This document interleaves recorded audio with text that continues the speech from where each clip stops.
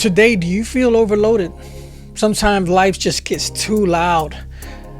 The busier we are, the more stress floods our brain, triggering toxins that respond and affect our health, cloud our judgment, and shrink our peace. The question is, what's weighing you down? Is it deadlines, drama, procrastination, maybe avoiding a problem that's now running your life? But I want you to pause. Take a breath. See, your brain needs to rest and function well. Without it, you can't hear God clearly and you can't show up fully for others or even yourself. So here's how I want you to quiet the noise. I want you to take a deep, calming breath. You can do it right now with me.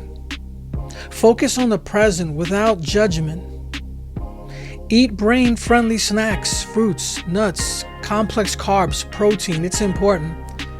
Take a walk, doodle, or color. Read something that soothes or inspires you. But most of all, in those moments that you feel stressed, stop and pray and worship. Here's what I want you to avoid. I want you to avoid screen time during your breaks. Yes, that includes your phone, right? Because your spirit needs soul care, not more scrolling. You got this, my friend.